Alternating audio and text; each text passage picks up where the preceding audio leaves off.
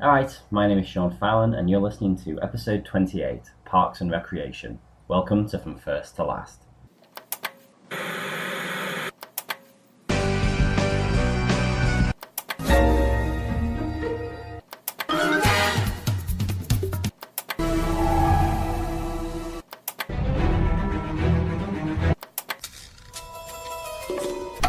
Hello again and welcome again. My name is Sean Fallon. This is From First to Last. Today is episode 28 and I'm joined by returning guest Marcelo Pico. Marcelo, how are you today? Hello, Sean. I'm doing great. Thanks for having me back on the show. Of course, I love to see guests come back. It shows that they had a good time and Yeah. they're happy to, they've sort of listened to their old episode and thought, you know what, I can do more of that. So that's pretty good. Exactly, yeah. What show did you choose for us? This time around, I picked Parks and Rec, Fantastic. a personal favorite of mine, and one that definitely has a great pilot and finale. So I figured, what the hey? I think this will make for a good conversation. No, very much so. So Parks and Rec ran for 125 episodes from 2009 to 2015. What is your experience with Parks and Rec? Well, I guess it all started with The Office, because I'm a huge fan of The Office, the UK series and the US series, and I forget what season, like in The Office's run that some of the creators of that show had an idea. It's like, oh, let's do a spin-off. That's what they said. Let's do a spin-off of The Office, and I go, oh, really? Okay. I was kind of worried because I don't know. I think it was maybe season 4 or 5 in The Office's run that they had this idea. Yeah. And they're like, oh, Rashida Jones is going to be in it, and I go, wait a second, is she going to play her character like from The Office? So of course I was invested in The Office, and of course I was willing to give this new series a shot, but I had my concerns. And then when it was revealed that it was its own separate thing, it wasn't connected to The Office really at all. I guess I don't think it's in the same universe even. It's just its own separate, own separate thing. And I was like, oh, okay, so I'm totally on board. Rashida Jones is playing a new character. Stars Amy Poehler, who I love, who I've loved forever, like ever since her Upright Citizens Brigade days through SNL, and I was like, oh, I'm totally on board. And I'll just say, like, very much like The Office, the first season was, I guess we'll get into it more in a bit, but first season was like, kind of slow to start, and then it became one of my favorite TV shows ever. It's super smart. I love each and every character, and we'll talk about it in a bit. But it's funny that it started from The Office, and now comparing the two, it's interesting to see like which one at the end of its runs like kind of stuck the landing. So I'm glad I'm doing this, Sean. I've wanted to go back to this series for a while, and just watching the pilot and the finale, today kind of brought back happiness, and also I guess we'll get into it later, just some happy tears too, but Oh, definitely, I sort of had a similar, like, the way I came around to it. So I'd never really watched The Office. I had watched the English Office, but I hadn't watched the American Office. And then when Parks and Rec came around, I heard the thing about it being a spin-off, and I knew that Rashida Jones had been in The Office. I don't know how I knew, I just knew. And I thought it was her character and all that. And I didn't find myself gravitating towards it. And then what sort of happened to me was there was a period between, because I used to be a teacher overseas, and there was a period where I was moving countries, and my wife was going to be in one country and I was going to be in another country for like 2 months before we met up, and I was trying to find a TV show to watch during that time. And what had happened was, on the plane flying over from Australia back to Europe, I was just going through like because it's a 24-hour flight or something ridiculous. So I was just like going through the entertainment system, just watching everything, and ended up watching a random episode of this from the second season, from the telethon episode, laughed my ass off. So got back to England and I was like, oh god, that show looks really cool. So I kind of like ended up on YouTube and there was a thing and it was like the best Ron Swanson moments. Best Ron Swanson moments. So I was clicked on that and just like I think it was like a 6-minute video and I was just in tears laughing. And then yeah, that was it. So I think by the time I started watching it, it was up to about the 3rd season and I was trying to catch up. And yeah, so I started watching that, and then I kind of, spoke to my wife, and she was in Australia, and I was like, yeah, start watching this show, and then when we're both in the same place, we can just hit the ground running and get into it. And yeah, and then from then, me and her were just absolutely hooked. And it was sort of like, it was great though, because it was such a feel-good show. Like, you never had to worry that you were going to watch one, it was going to end on a downer. They were always going to be like, you'd watch it and just be like, that's just lovely. That just feels great to watch. Like, it's very funny and very clever, and there isn't like a dull note in the cast. No, there isn't, not at all. One character who doesn't work. Well, we'll get into that actually in a second about characters that don't work. Oh, actually, again, I forgot about this guy. Oh no, yeah, we will get to it. We'll get to it. Well, let's get into it now. So, like, rewatching this pilot for this podcast, what did you think?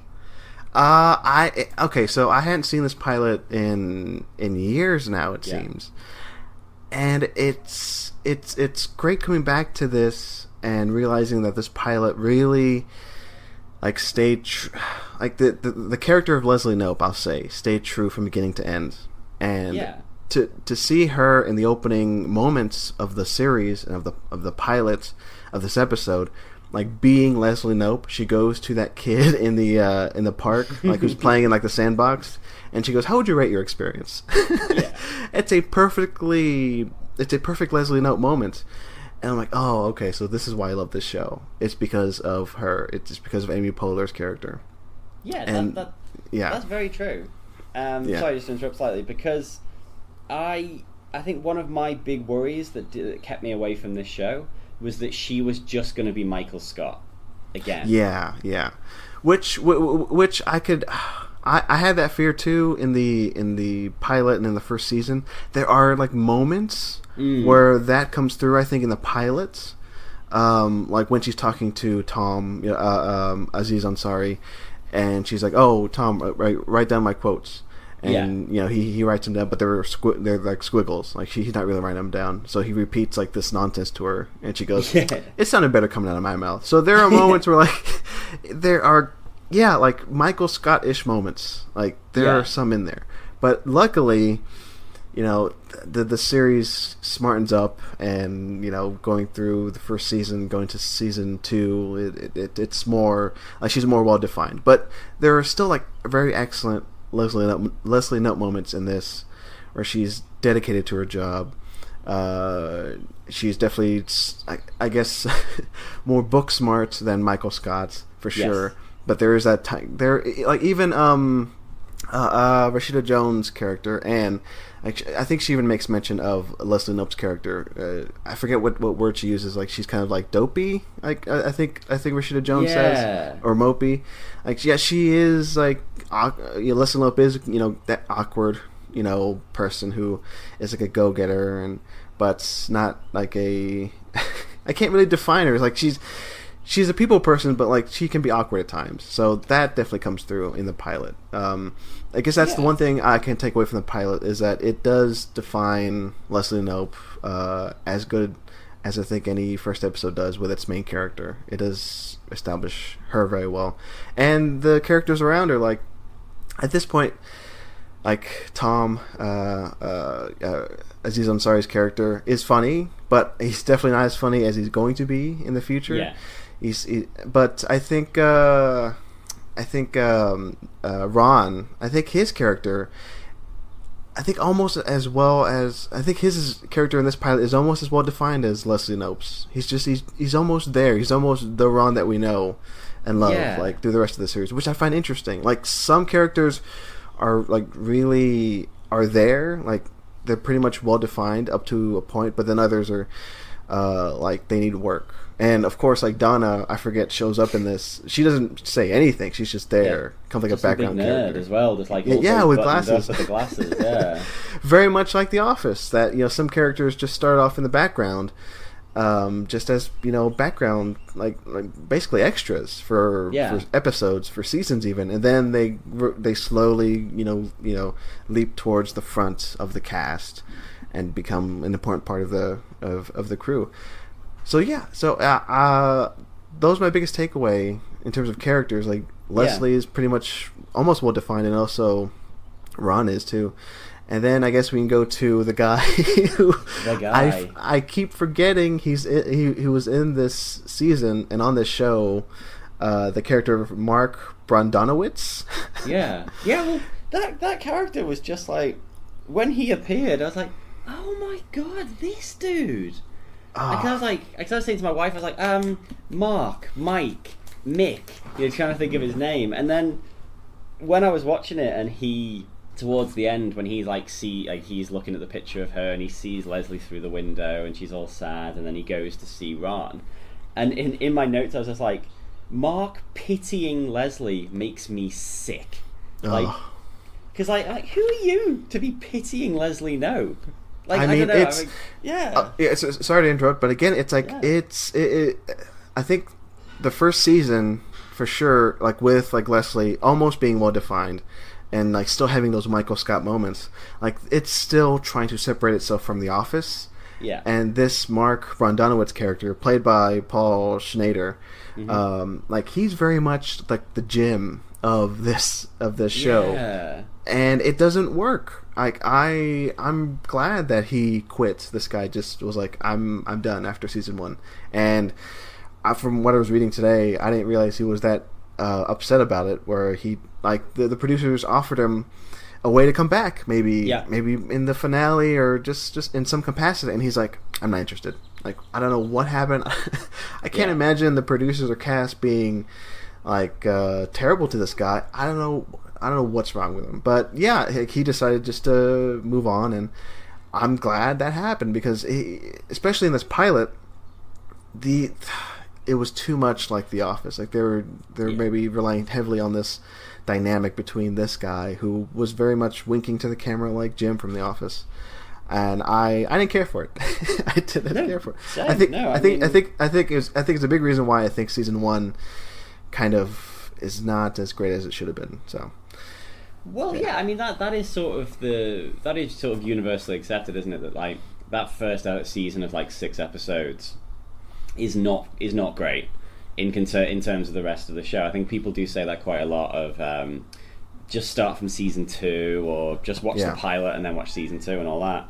And I think I sort of like I say this dude, this Mark guy, his plot, like Leslie being sort of having this unrequited love for him that's a bit pathetic, I feel like it diminished her character, because the Leslie Knope we know and love of the later seasons wouldn't scrape Mark off her shoe. You know what I mean? She's much better than that.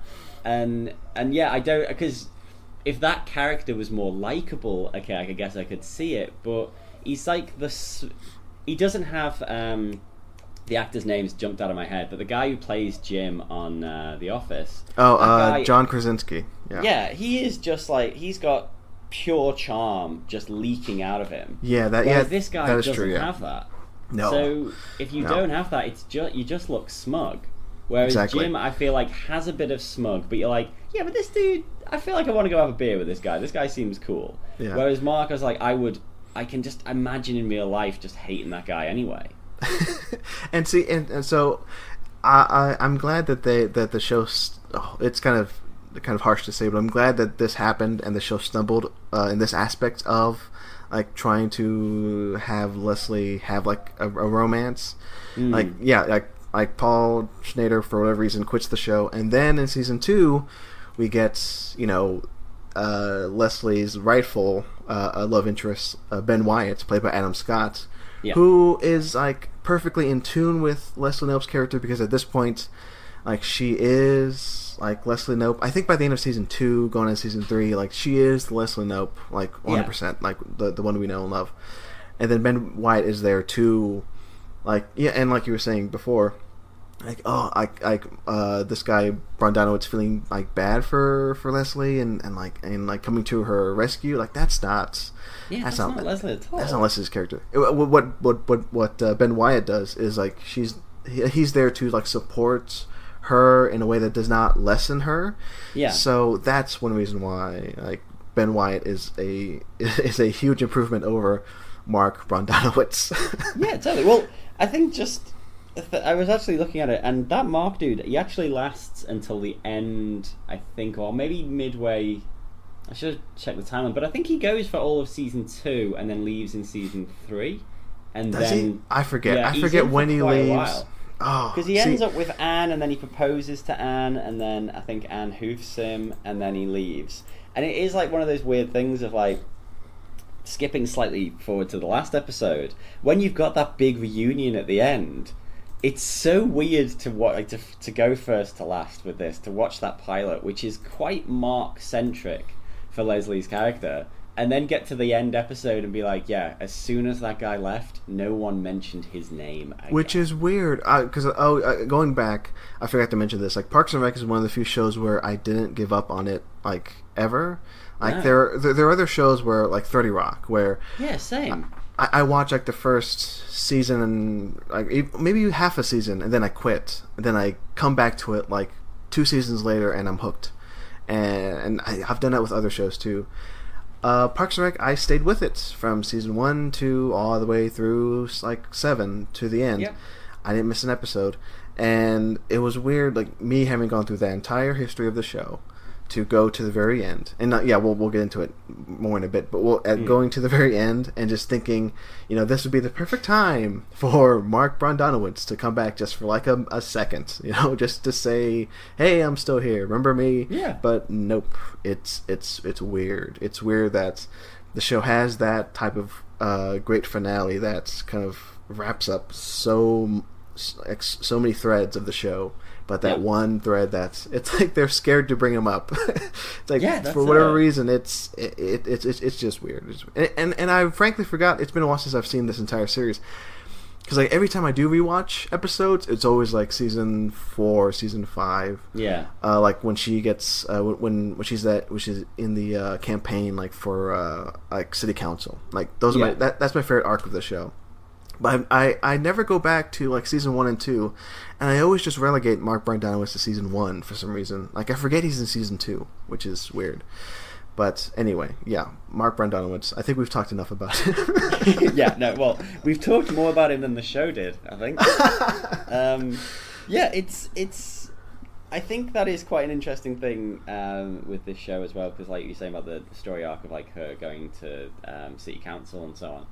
Like, I think it is, like, with this show, there was that amazing thing of, like, it did sort of have, like, each season had a bit of an arc, or there were sort of plot lines going on, but it did gradually just become a show that was, like, they had such a good stable of characters that they would just week in, week out, just be like, okay, well, let's have a story where Ben and April do something, Anne and Ron do something, go. And I think the thing was, like, I was the same as you. As soon as I got into this show, I just ran with it all the way to the end. There was no point where I sort of fell off, because it was like hanging around with really cool people. You were just like, I just love being in the presence of these TV people for half an hour a week, because they're great, and they were such well-defined characters that had, like, each sort of had, like, a major quirk, but they had all the good stuff under that as well. They weren't just like, oh, Andy's stupid, April's morbid, and so on. Everyone was, like, a very rich character. Which actually, I mean, I guess, looking at this pilot as well, an interesting thing that comes of it is Andy's character. Oh, that's right. I forget that, like, Andy and Anne were a couple. That's where he started, like, as... Which, again, it says something about... I'm trying to think of, like, how to describe Andy. Because he, like, for the most part, he is who he is throughout the entire series. Like, when you see Andy...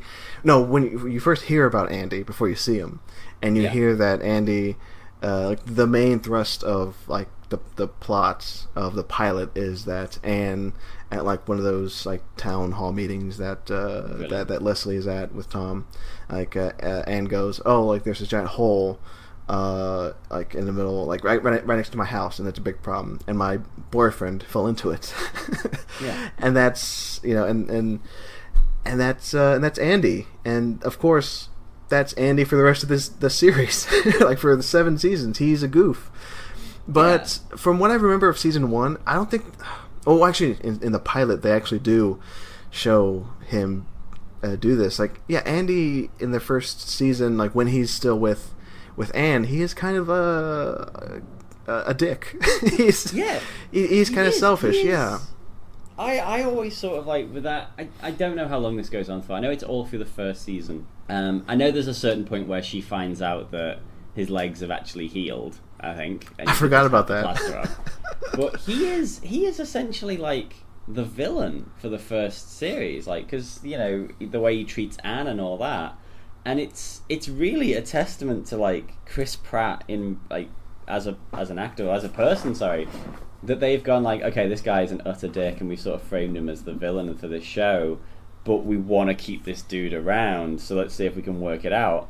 And the fact that, again, sorry to jump to the end, by the time you get to the final episode, Andy is like one of the best characters. And watching him be a dick in that pilot was a bit sad. I was like, oh god, this dude really comes a long way from this awful character. It's funny because, like, yeah, like I said, it's been a while since I've seen these early episodes, so maybe I'm just taking that like good Andy like vibe and bringing it into the pilot, because I'm like, is he?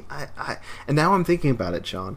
I'm thinking back to like after he breaks up with Anne, and this is like going into season 2 or 3, like when he gets that job as a shoe polisher at the place where they work. Whatever, at City Hall. I think that's when like the producers like knew that they had like Chris Pratt. They had this guy with so much charisma on their hands. Yeah. Like at first they were the character was more tailored to, again, going back to The Office, to Pam's fiance. I forget that guy's name. I mean, for people who've seen the U.S. Office, like, you know, oh, and also in the U.K. Office, you know. Yeah, there was always that character. Yeah, that guy. So Andy was like more tailored to be that type of character. But then, luckily, Chris Pratt, the amazing Chris Pratt, the chubby Chris Pratt, like he really I mean, speaking of lack of charisma with Paul Schneider and Mark Brondanowitz, like all the charisma is in Chris Pratt's. Like his character, thanks to him as an actor, I really grew from being that really terrible boyfriend, like a pretty much plot device, to being his own character in his own right. Yeah, it's mad. Like if you put someone in front of this show, like for the pilot, and you sort of said, right, of this cast and the sort of people around it, which one do you think is going to end up being one of the biggest movie stars in the world? And I think it'd be tough to pick Chris Pratt. I think you'd be like, oh, that character's nothing or whatever. It's still... Like, I was going to say, no, sorry. It's still hard for me to believe he's one of the biggest, you know, actors, like, right now. Like, of all, I was going to say of all time. I guess of all time right now. Because I still think of him as Andy from Parks and Rec. I'm happy for him though. Like, wasn't there that time when he was in Guardians of the Galaxy, like in the middle of like season 6 and season 7 of Parks and Rec? Yeah, so they send him to London, don't they? I think to like he's living in London for like 3 months, and he just vanishes from the show. Yeah, exactly. And he comes back and he's lost all the weight. And like, somebody asks him, like, how'd you lose all that weight? And he goes, oh, I stopped drinking. So and that was their way around of, like, Chris Pratt's slimming down for Guardians of the Galaxy. And also Jurassic Park. I forget, maybe that was after the Parks and Rec. Anyway. Yeah, I think... because there is, in the finale, when they're doing... when Burt Macklin and Lady Snakehole or whatever doing the Halloween thing, when the kids are there and they're giving the candy out, I think one of them is dressed like Star-Lord, one of them is dressed like his character. Oh, really? I missed that. So it must be like, it's so weird when you see things like that, because that last episode where he's still all like super goofy Andy and all that, he's been in one of the biggest movies ever made. I mean, he's been in like a huge summer blockbuster, like 6 months before, and then he's come back and just done his little sitcom thing, and then he's about to blast off and do all this other crazy stuff. It's great. I mean, that guy, Chris Pratt, is one of those actors who you just like. I feel as though he wasn't expecting to be this big, and then just got huge, and he's still sort of like coming to terms with it. Yeah, like from his online persona, just from seeing interviews, like he has that that kind of like everyman sort of thing, where he's like, oh, and I'm having just as much fun as you think I'd be having. He's almost himself like Andy, which is amazing. Yeah, which is great.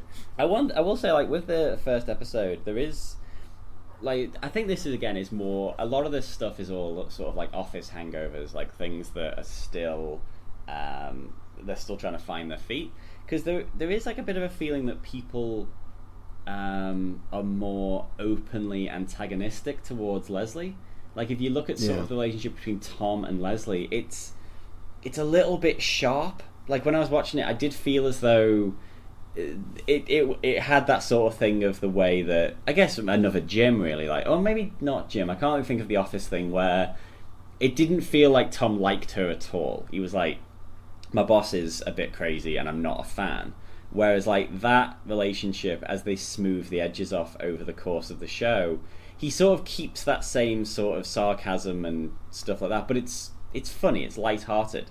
Whereas in this episode, it did feel as though, I don't know, it felt a little bit more nasty. Oh yeah, just going back to The Office, like, for sure in the later seasons of The Office, it was it's funny comparing the two. And again, it's where Parks and Rec started. It started from some of the creators of The Office, spun off and did this. As The Office was continuing, they were going, actually, they were on at the same night at one point. It was like one of the best NBC Thursday nights ever compiled. It was like Parks and Rec, The Office, Community, and what was the other one? 30 Rock. All four were on at the same night. It was a great stretch of like 2 years there. But anyway, Sean, you're not as familiar with like The Office US version, right?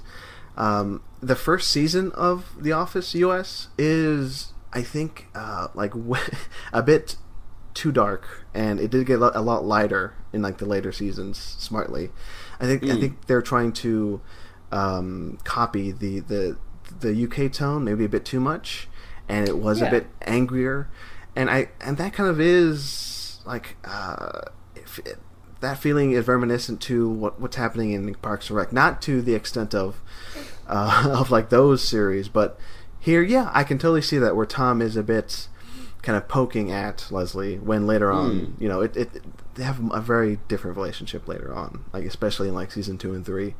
So I think it's like residuals from The Office. I think in this first episode, and then the next season, my cat just meowed. In the next 2 seasons, it's still trying to separate itself from The Office as much as possible, from taking it from like a workplace situation comedy to something a level up from that. So it's still going through his birthing pains. Yeah, very much so. I mean, like, when we did the From First to Last episode about The Office, same thing. Like, it did feel as though it was aping another tone. It couldn't really do it, but like, I feel, sorry, I've completely lost my train of thought. Yeah, there are. It's interesting though, because I feel like more so with this than The Office, and I will stop making Office comparisons. It's hard, but I think a lot more of it, because they're not, obviously The Office had the thing of them being based on another thing, but with Parks and Rec, like, they've got some of that in there, but like you say, each actor seems to be like their own just talent is pushing out, like, because Leslie Knope could have been such, like, the way she sort of played in this first episode could have been more of a sort of a loser character, whereas Amy Poehler's just got those big wide eyes and she's just full of energy. You're like, no, I know people like this. She's just got that work ethic, and she knows what she wants and she's going to get it. But there's some things that she needs to work out in her own life or whatever. And the same with Ron, like, Ron's character is nearly there, but then that final scene of the episode where he's describing his office, and he talks about the gun, and he talks about, I think it's Bobby Knight on the wall and all that. Yeah. Like the energy that Nick Offerman has and all that, you're like, oh yeah, no, they were so close to just completely nailing Ron in that first episode. It's just going to take like 5 more minutes and they've got him. And I think that's again, I can't speak highly for like this cast for how well they managed to like make these characters their own. Like later on, like Rob Lowe just is a whirlwind for that character, for playing Chris. Like just that energy and the way he talks and his physicality and all that. And yeah, I mean, it's an amazing show in terms of that, of how... And Donna the nerd in the first episode, who becomes the coolest person on TV by the end. Oh, and also, I don't think we mentioned Aubrey Plaza as April, right, in the pilots? Yeah, like she is, yeah. It's nearly there. It's nearly, exactly. It's nearly there. Like you have the idea of the character there for sure. Like very quiet, emo, I guess you could say. Yeah. Very dark character, and then the layers just are added on, like in later episodes, for sure. As soon as she gets with Andy, that's like when her character really takes off, I think. But yeah. Sorry. Go ahead, Sean. No, you go. I was just going to kind of wrap it up and say these characters. Just going back and watching like the pilot, I'm impressed. I think I've said it before, like you were saying before too. Like they've pretty much nailed these characters, and what's binding them down, I think, in the early episodes is that just trying to find their, groove, separating itself from. Again, this is probably the last time I say it. Separating themselves from like the Office sort of structure, like that Office place work environment thing. So yeah, they were so close, and some of them definitely needed more work, like Andy for sure. Yeah, that's it. Like one thing I did find as well, which I thought, and again, sort of a similar thing, the public forum scene. Oh, like, yeah. That has like mostly legitimate concerns and then a little sprinkling of crazy.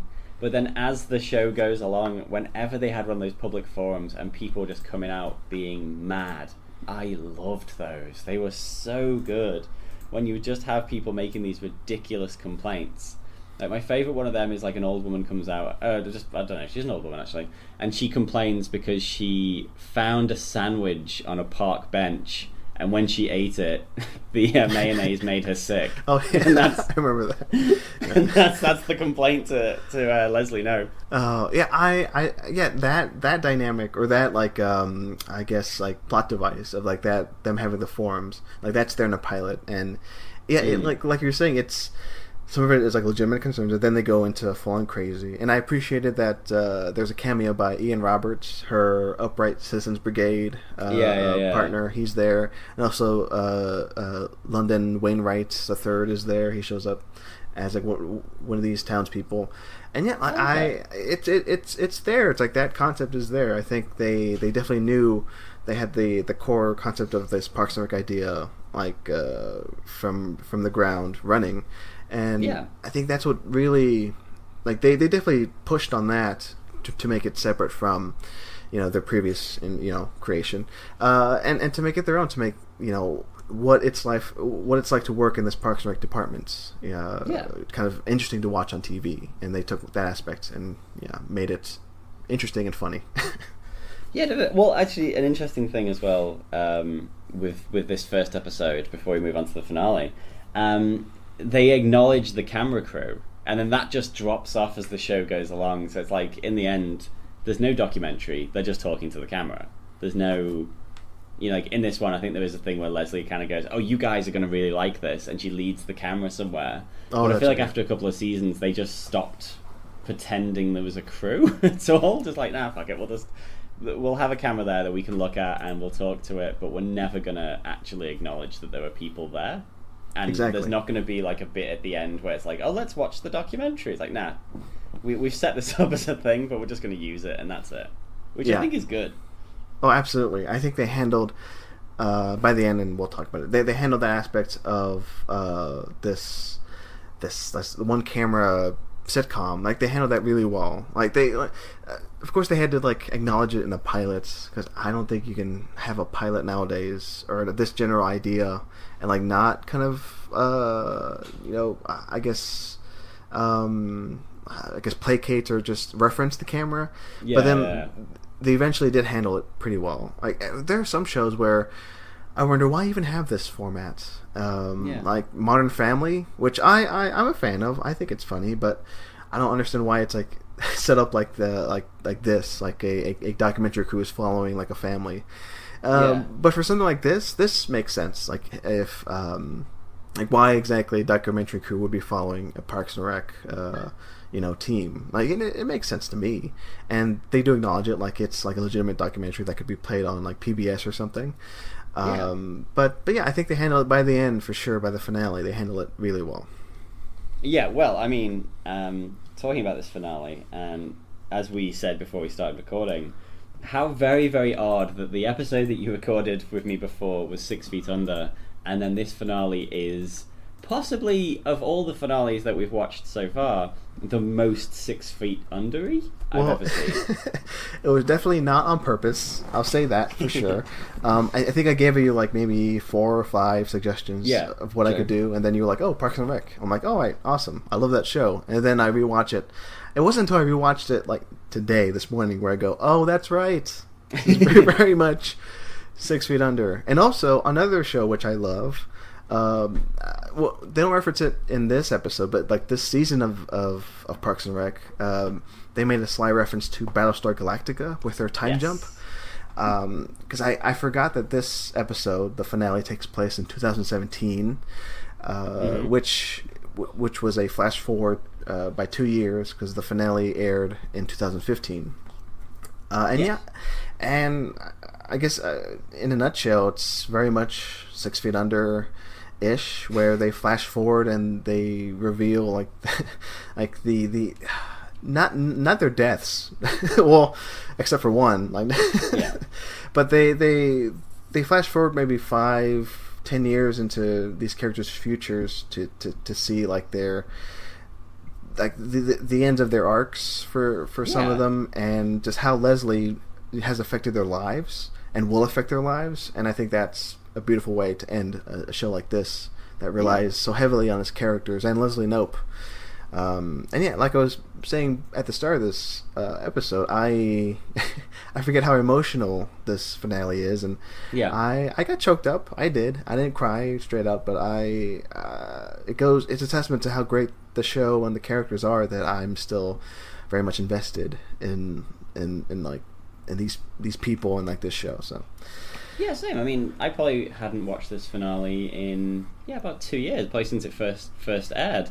And yeah, straight away it had me, and I was like, every character gets like a really good ending, and you're like, I'm so happy to see. Well, not every character. I see Jam ends up working in a Benihana, but like most characters get like a really good ending of like, brilliant. I mean, it's all very fairy tale and stuff like that, but like, yeah, cool, because I love these characters, and I want this show to close off, and for me to then be like, well, good, Donna lives happily ever after, Andy and April have a bunch of kids, and and you're just like, this is great, this is just warm and fuzzy good stuff that stays true to the show and true to the characters. And it was actually quite funny. My wife watched the first one with me, and I was like, "Oh, do you want to watch the finale?" Because I'm just going to watch them one after another. And she was like, "No, I don't want to just be sat here crying."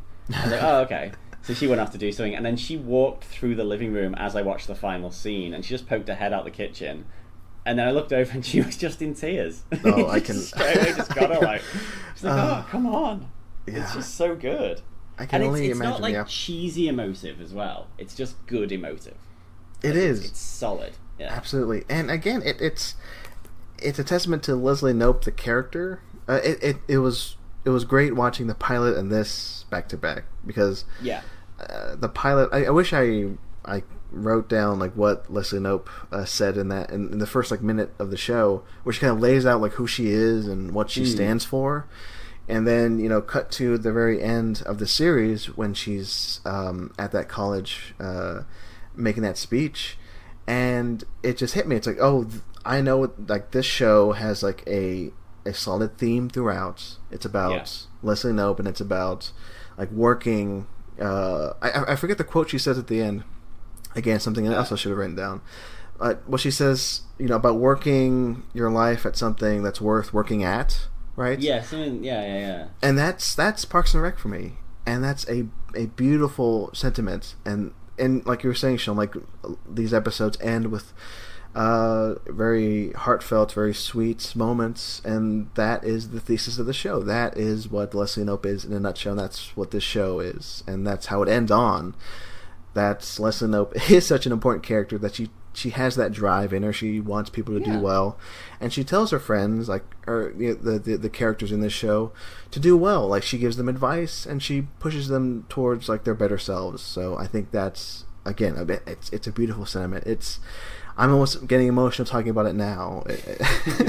But yeah, I love her character. I love Amy Poehler, and that's what really stuck out for me watching the end, that finale, where I think it ends on her face, doesn't it? Like her first. It does, yeah. Her face, like as they're about to take the picture, somebody says, "Are you ready?" And she goes, "I'm ready," and that's how it ends. And it's beautiful. It's beautiful how it ends. How it begins with Leslie Knope in the pilot, and it ends with her.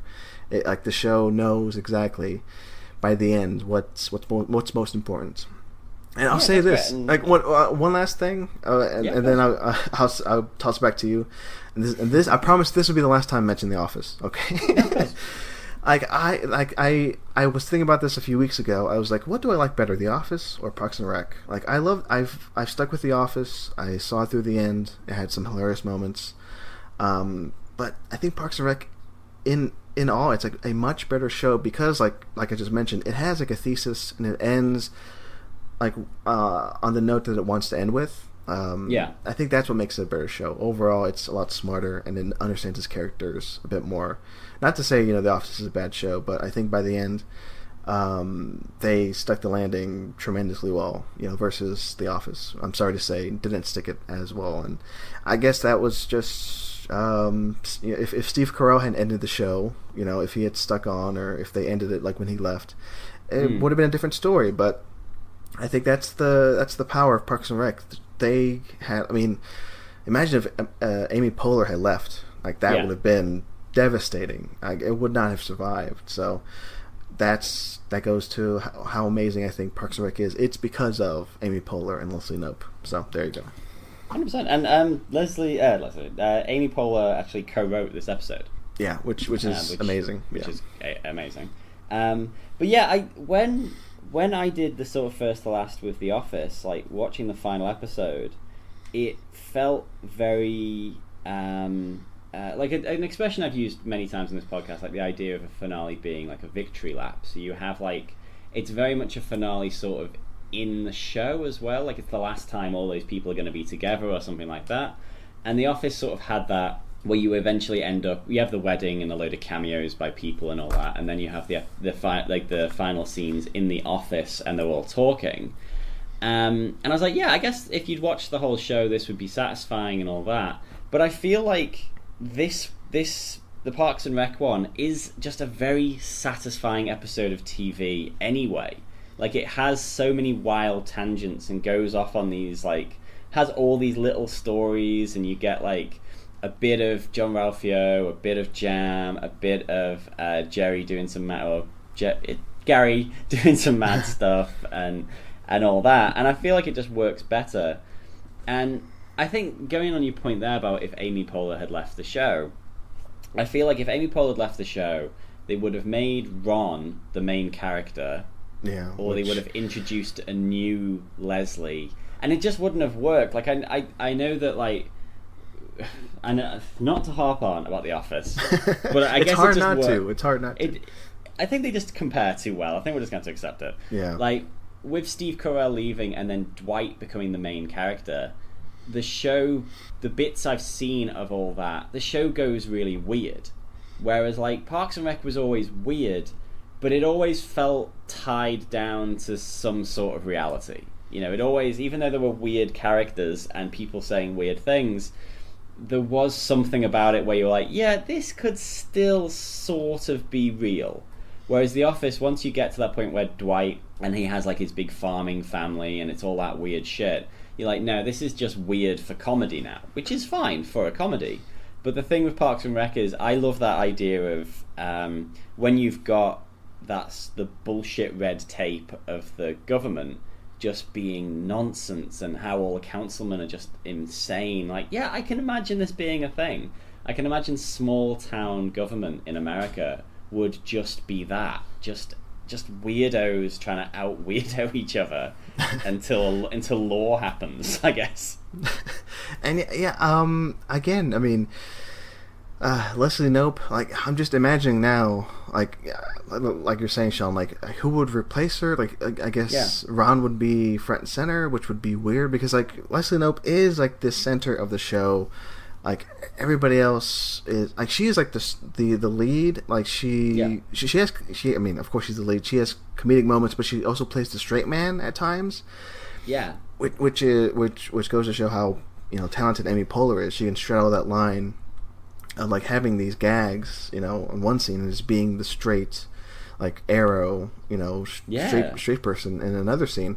And she provides the hope of the entire show. Like, without her, I can't imagine any other character would be as hopeful as her.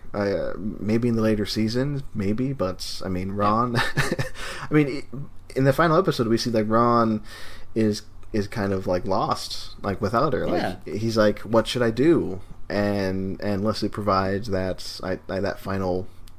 Out of many touching moments in the episode, the final moments with her and Ron at the park are, like, beautiful. Like, she gives him the park to run, and it makes complete sense. Like, I don't think he would have thought to do that, you know, himself, because he like you said, working in government again, like, he did not want to do that, but Leslie just provided the opportunity and said, you know what, you know, I don't care if you say yes or no, because I already signed, like, your name on the form. Like, it's like, what about your signature? Like, you're definitely doing it. So, like that may be, like, some would see her character as, like, maybe too nosy, but, like, she loves these people around her, and she, like I was saying before, she wants the best for them. So I can't imagine any other character coming in, or any other character on that show taking her place as well as she did. So without her, the show would have been completely lost.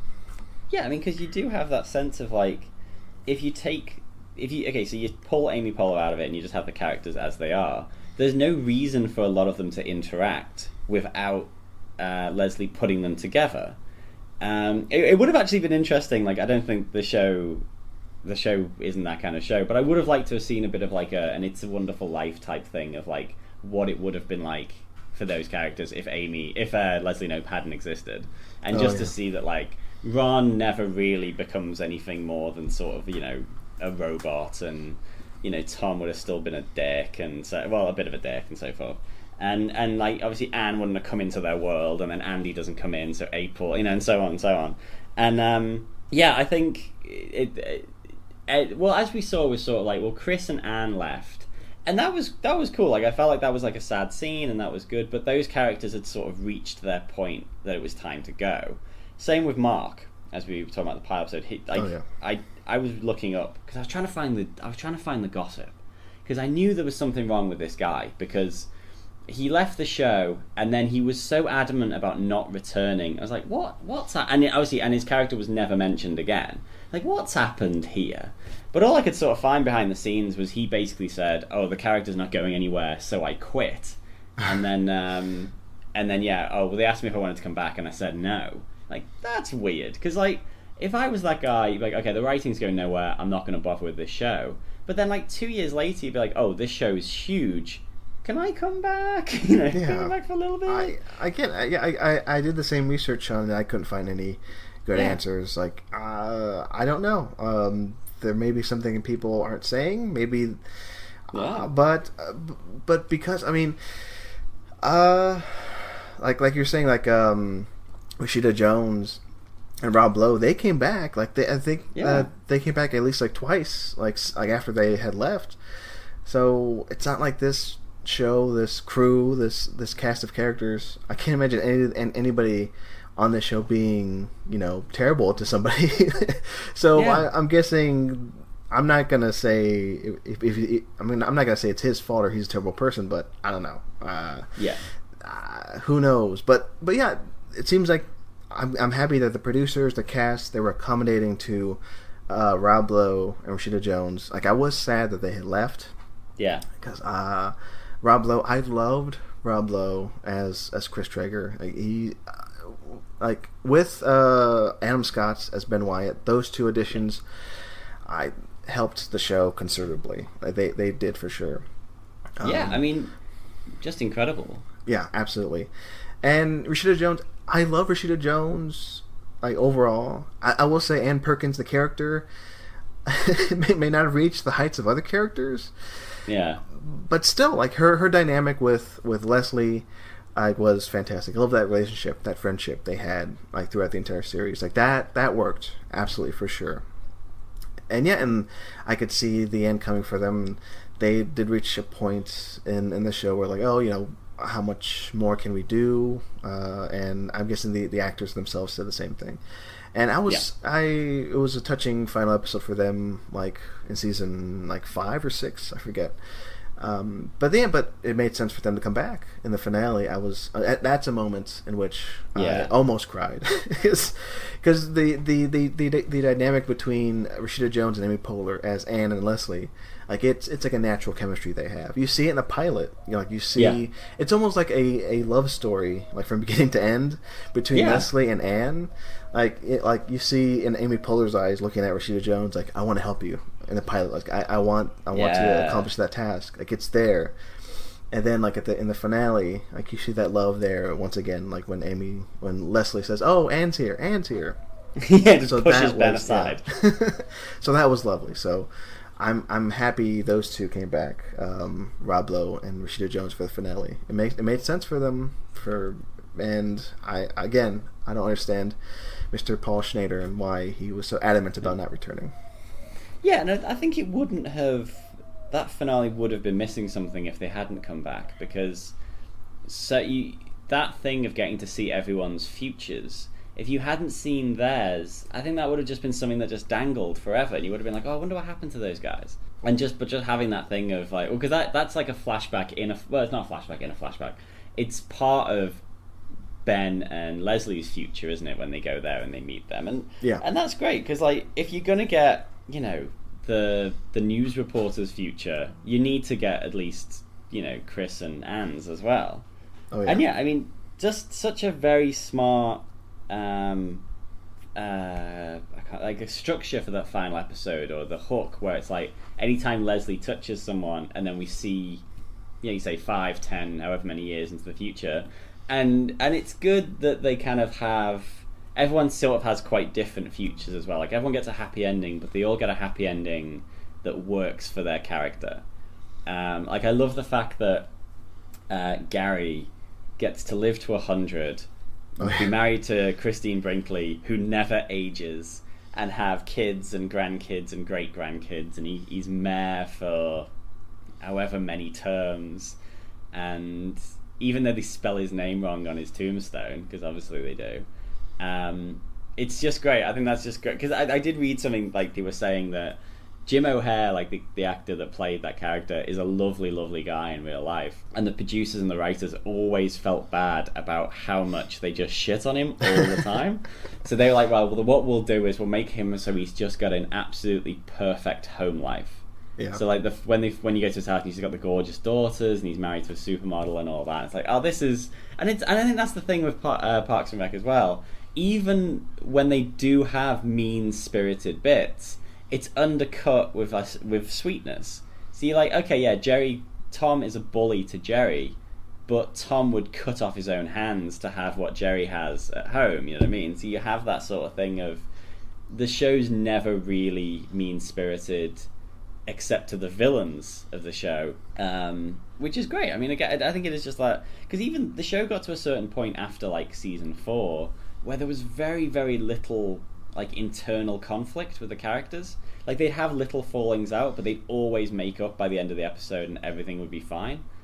And it was like a lovely, I don't know, like a cup of cocoa by a warm fire. Like, oh, this is just nice. This is lovely.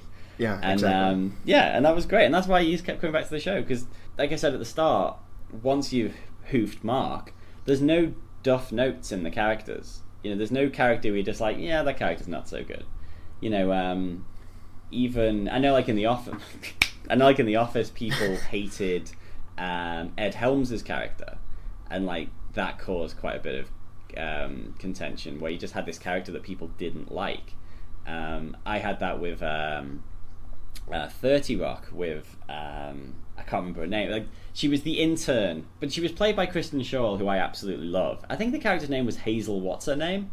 But that character, I never felt like she did anything. Like, sometimes she'd be great, and sometimes she'd just be annoying. She was on later seasons, right? Yeah, like, she didn't come into it right towards the end. Like. Yeah, okay. Yeah, because I've been rewatching 30 Rock, and I kind of... Maybe it's not her. I think you're right, because I reached like season 3 or 4, and she hasn't shown up yet. So I think she didn't come into like 5 or 6. But yeah, it's like I'm thinking about like the additions like Parks and Rec made. Like we mentioned before, Adam Scott, Rob Lowe, fantastic additions, and then also Billy Eichner as Craig. Yeah, he was amazing. Like it's like he fit in so well into the show. And comparing it to The Office, Ed Helms to me, and this is gonna kind of sound weird because he was on the show for like at the end 70% of the entire show's run, but he always seemed like a guest, like a guest star. Okay, yeah. Like he wasn't in the original cast, and he just kind of showed up, kind of squeezed in, and he never felt a part of the show. I think of that sometimes with like other shows. I can't think of any off the top of my head where a character comes in and they're on it like for the remainder of the show, and like they just don't fit in. It doesn't feel right. Yeah, but that's not the case with Adam Scott, Rob Lowe, even Billy Eichner for me. Like they fit in like perfectly well. Like it works for like they work for the show and the show works for them. Like it. Yeah. And even John Ralphio, even like the supporting players, are like perfectly in tune to this world, and it was weird like seeing. Well, first time watching the finale, it was weird that to me that John Ralphio had a moment amongst the others. Yeah. And I know, Sean, like you referenced like Jam has a moment and the reporter has a moment, but that's like part of the producer's cut, which I haven't seen in a while. Because the one on Netflix excludes those two, but they definitely have John Ralphio's future in there. So it's John Ralphio's and everybody else like is future in the I was gonna say theatrical cut, but no, in like the network broadcast cuts that's on Netflix. Okay. So. I don't think it's odd that John Ralphio has like a finale because no. By the end of it, it's like it's just so insane. His like him faking his death in the future and him running off with Jenny Slate, his sister, like with insurance money. Like that is it's perfect to his character and perfect to Parks and Rec that they have such an outlandish moment like that. So John Ralphio and Mona Lisa Saperstein were a gift to the world. Like they, when you sort of watch something and you think to yourself, "I will never create anything that good." that's how I feel with John Ralphio. They did so well with that character to use him so sparingly. When I feel like you would I would have 25 minutes of every episode just be John Ralphio, and you're like, no, he just comes in little bits and then disappears, just enough just to be the worst person, but intensely funny. Like, just genius.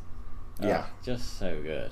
Absolutely. And I love Ben Schwartz, like the actor who plays him. Like he, I think that's when I first heard of him or seen him in anything, Ben Schwartz, and since then, like I think he's fantastic. Mr. BB-8 himself, like that's what I read about. He quote unquote voiced BB-8, but I think it was a weird process. He described it as like he provided the dialogue for BB-8, and then J.J. Abrams just transformed his dialogue into beeps. So in essence, it was him and Bill Hader, I think, who helped with that. Yeah, process. Which is wild. Yeah, which is wild. But yeah, speaking of actors that should be immense stars, along with Chris Pratt, I want Ben Schwartz to be as big of a star because I think he's super talented. Yeah.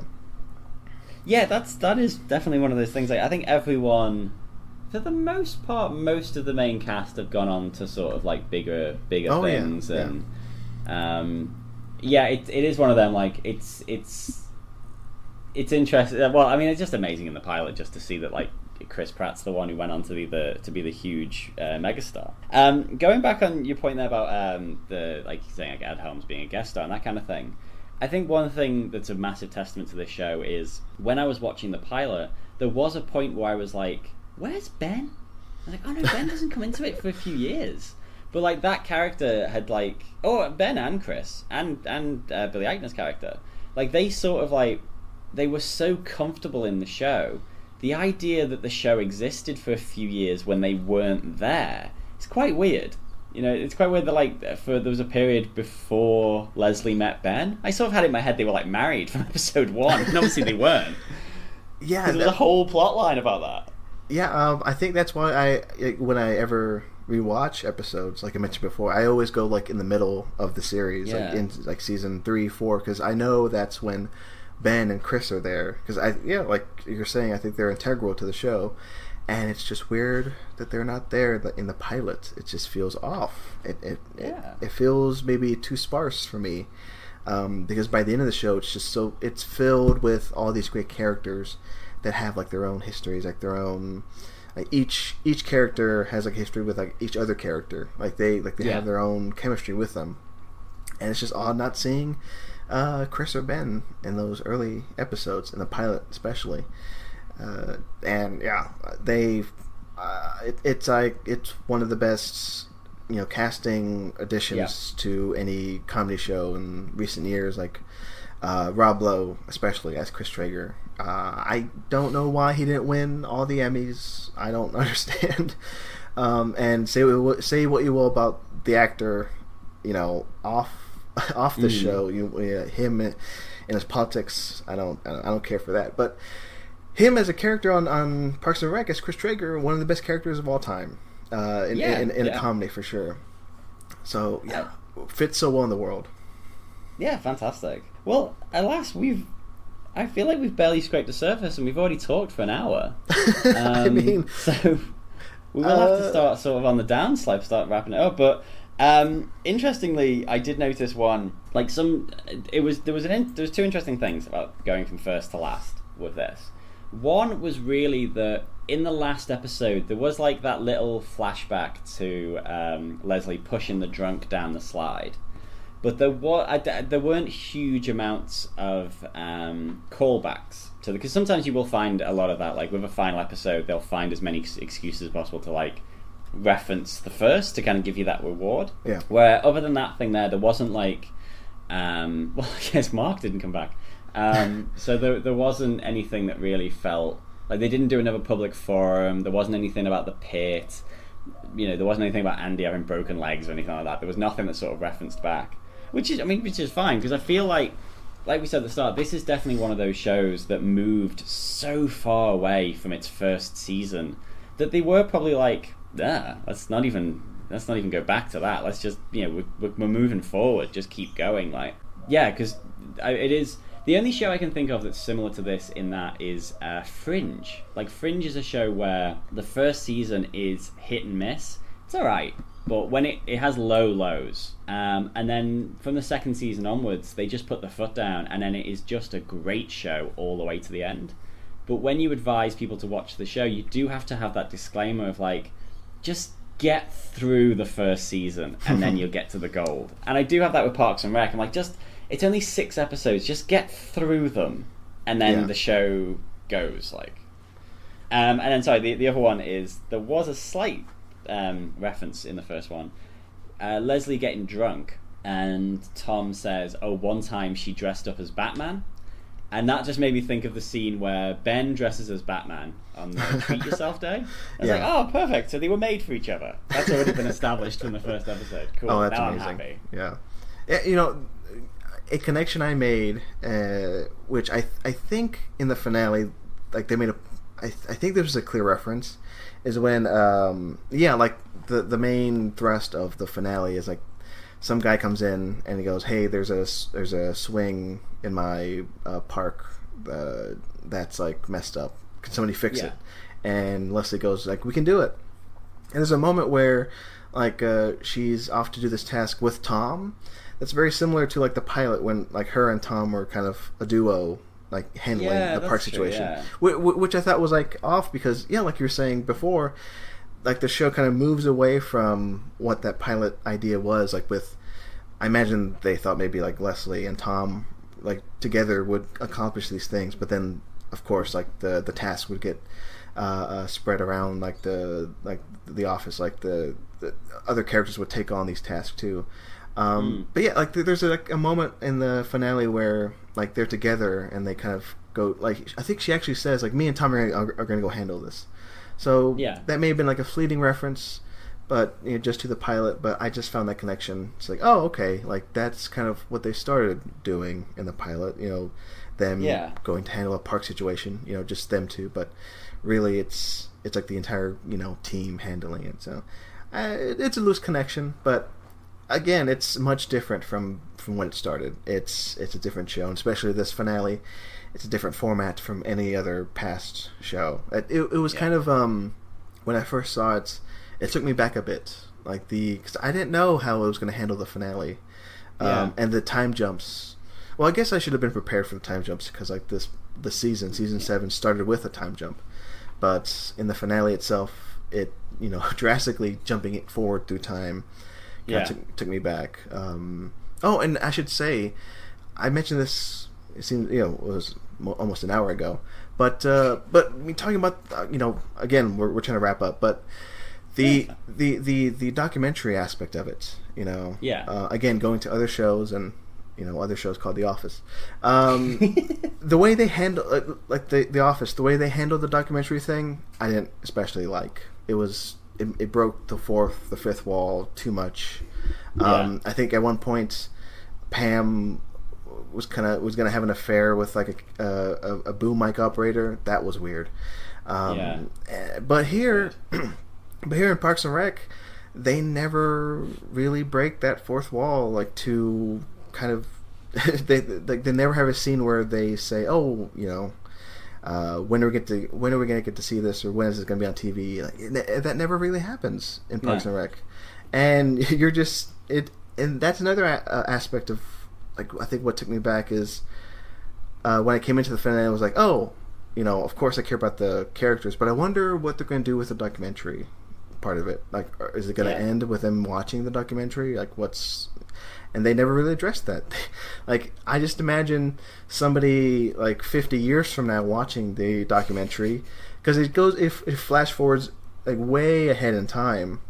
Yeah. So either this documentary is released 50 years from now, or the producers of the show, the director, they're like, you know what? Let's forget the documentary aspect. Let's just jump forward in time. Who cares? Yeah. They just care about the characters themselves. They don't care about this documentary construct that the series is like built on. So I thought they handled it extremely well. Yeah, that's it. Sort of just dumping that out, and I think it was great actually. Like you say, the start of the last season having that time jump, because I think it was the last episode of season 6, isn't it, where they have the time jump, and then the next season starts. And I remember reading a thing about that. It was Greg Daniels or Michael Schur, like the creators. And they basically said, they did the time jump because they didn't want the final season to just be like Leslie being pregnant with the triplets, or Leslie like raising kids or dealing with motherhood. We were like, nah, this is Leslie Knope. She will just bang, bang, bang, done. We have to get past that and get back to business, because it's not a show about that. It's not a show about Leslie, because it would have sidelined her character as well. So it's like, no, let's just jump 2 years. And just like Leslie's got, she's had motherhood, she's probably had a perfect birth, she's had 3 kids, they're healthy, she's got them in childcare, she's back to work. That's very true to the character, and it saves them from having to do like a quite boring final season. And also they had all the fun stuff where there was that weird thing in the final season where everyone's technology was just like a little bit futuristic, which I thought was really cool. Like they really went well for that, like all the touch screens and stuff, and like, you know, Chris with his "you are perfectly healthy," you know, that whole thing. And it's like, it was cool because it wasn't too extreme. They weren't in like flying cars, but it was like, well, where's smartphones going to be in 2 years, 5 years, 10 years? Like, okay, that's clever. That's very cool. And also as well, I will always take a reference to Battlestar Galactica. I think that's great. Well, I was jumping for joy when I forget which producer explicitly said, "Oh yeah, we were influenced by Battlestar Galactica," and I was like, yes. Awesome. I knew that's what it was when I saw it. Then I read it, and I was like, okay, great. You know, one of the best moments of TV of the last 20 years was that. Oh, fantastic! That time jump. I think I love that show so much, and yeah, I mean. That was definitely the scene, like watching Battlestar Galactica, when he put his head down, his head came up, and it came up like 1 year later. That was one of the first times I remember watching TV and just being like, what the fuck? You know, just being like completely... I just didn't know what to do. You know, you're like, oh, do I pause it? I don't know what to do. And then you just like, obviously, just watch it and see what happens, but... Yeah, no, incredible scene. Sorry, you were saying. No, I think I was just gonna say. I was gonna reiterate what you just said. So, I was just blown away. I love that show deeply, and I've been wanting to rewatch it recently, mostly just to ease my mind from real life politics and kind of. Yeah. It's what happens with shows you love, especially when Again, I know I don't want to make this a 2-hour podcast for you, Sean, but it's kind of hard not to do with Parks and Rec, just to gush over it so much. Yeah. But yeah, speaking of politics, the ending. Let me ask you, Sean. So, who's president in the future? I was going to ask you the exact same question. Yeah, I have that in my note. Who is president? I don't know. It's interesting. I think, which is fascinating, because I think it's Leslie, but if it was Ben, I wouldn't be unhappy. You know, it's one of those, like, I think that those characters are such a great TV relationship and such a great team that the idea that it doesn't matter, for me, it doesn't matter which one's president, because they'd just be co-presidents anyway. You know, but I think Leslie. Yeah, I have to go with Leslie, for sure. Yeah, I think so. Good, because they're one of the biggest plot points, one of the biggest moments in the episode, in the finale, is Ben ceding that race to Leslie, saying, "Oh, you know what? I shouldn't run for governor. It should be Leslie." So it feels like it was Leslie's role to finally get to. The presidency is like what she was born to do. So it just makes sense that she would be the president by the end. But, it was not until recently where I was unsure. I was like, is she or isn't she? Because when I first saw it, I was like, oh, like they're not going to reveal that answer directly. They're just going to imply it, which I found both frustrating and refreshing. They don't show their hand completely. But having rewatched the finale, I'm like, it has to be Leslie for sure. And I love that this show has, especially towards the end, like when she was in city council, running for city council, it was always a politically smart show. I think at that point when I was watching it, it was just as smart as like something you'd see like on The Daily Show or like any politically, satirical TV show, writing, whatever. And it felt timely too. Like they had like who are those idiots? Like a men's rights episode. I was gonna say they had a men's rights episode, which was like fantastically like on point and timely, and for a good run there, they were just on point with like this political satire. Yeah, I mean, it would have been fascinating to see if it kept running, because they would have definitely done like a Trump versus Nope year, which definitely. Which sort of is the Bobby Sweetens year. I was just going to say. It was very weird for me I was rewatching that arc the day before the election of last year. Oh, wow. Mostly just to be hopeful about the future, and just to see the connections, the parallels between Parks and Rec during that moment and also real life. And it was, I would have preferred the Parks and Rec ending, in the real world, but I guess we just have to wait. And again, another reason why I love this show, it's just so politically in tune with my beliefs, same. And it's incredibly smart. Like, very few shows are this smart and funny to begin with. And yeah, that's Parks and Rec for me. I'm Sean. I'm glad you had me on. This is very, very fun. I know we don't want to speak for 3 hours straight, just gushing over Parks and Rec. But is there anything else we haven't hit on that we need to hit on? I did actually, as we were just talking then, I did have a flash to a reference from the first to last, and it's Tom hitting on Anne. So when she first does the public forum, he hits... Their only interaction, I think, in that first episode is sort of... a long interaction is him hitting on her, and then the final episode, the only interaction they have is him sort of saying to her, hey, sugar cakes or whatever, I guess things didn't work out and I'm married now, and so on. And I think that was... I don't know if that was intentional or that was just because Tom's just a big sleaze or whatever, but I felt that was a nice... Like, both ways she... Even though she did date him in the middle of the show, like in both interactions, she wanted nothing to do with him. But I mean, in the end, like you say, politically, the makers have said that like the show that they were most inspired by was The West Wing.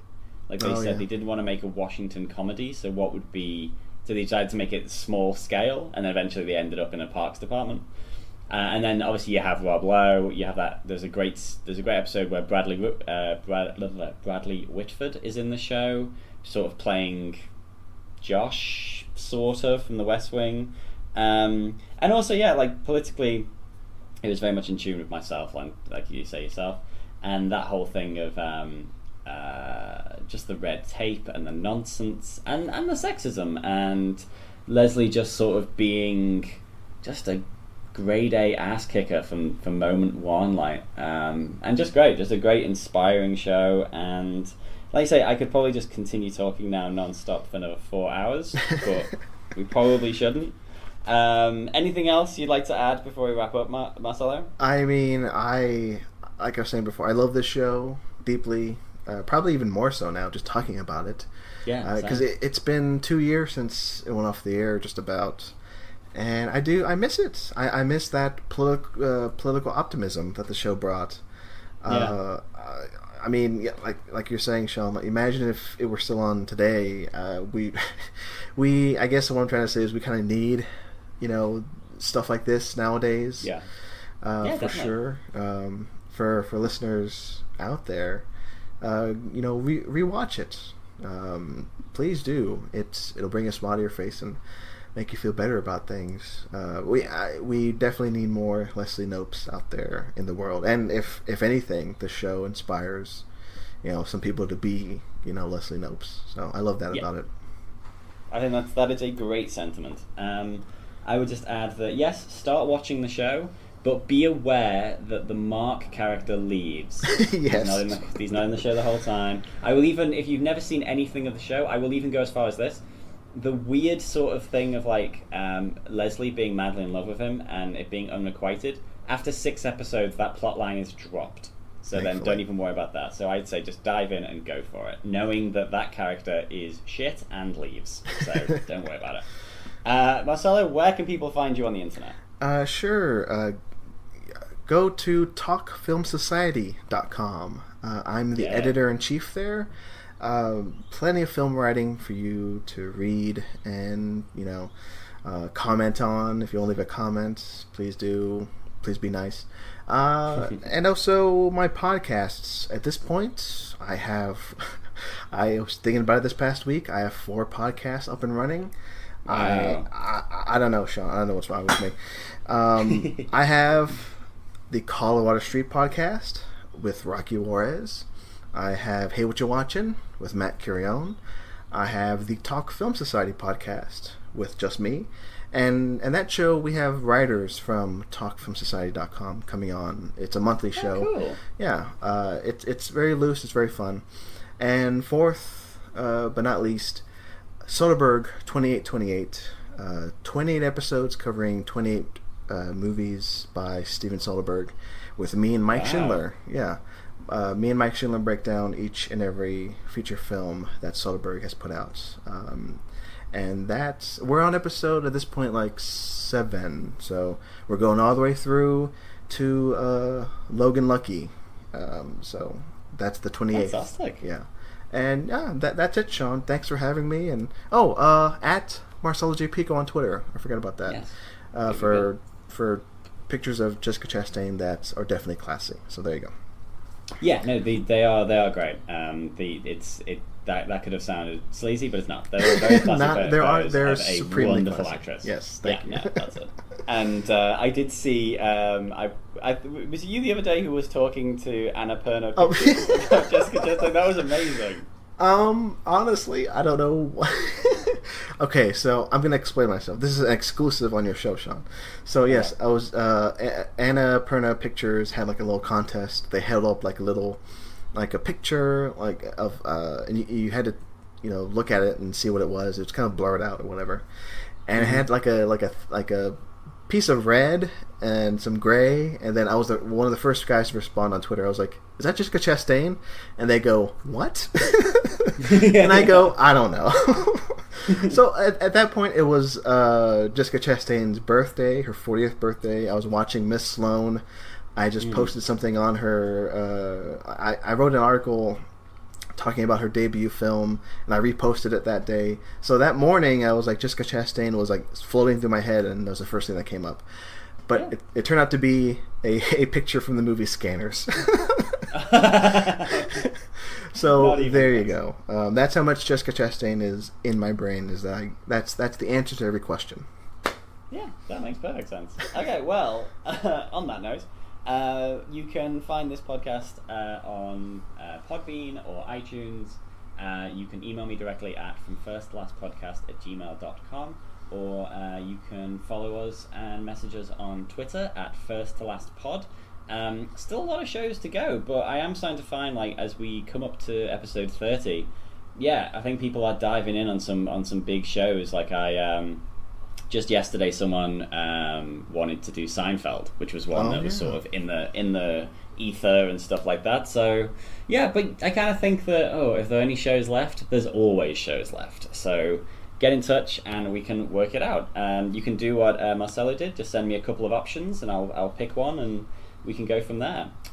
So Marcelo, thank you for coming on and talking about Parks and Rec. No problem. It was a pleasure. Thanks for having me on, Sean. Of course. And great. So my name is Sean Fallon. This has been From First to Last. Goodbye.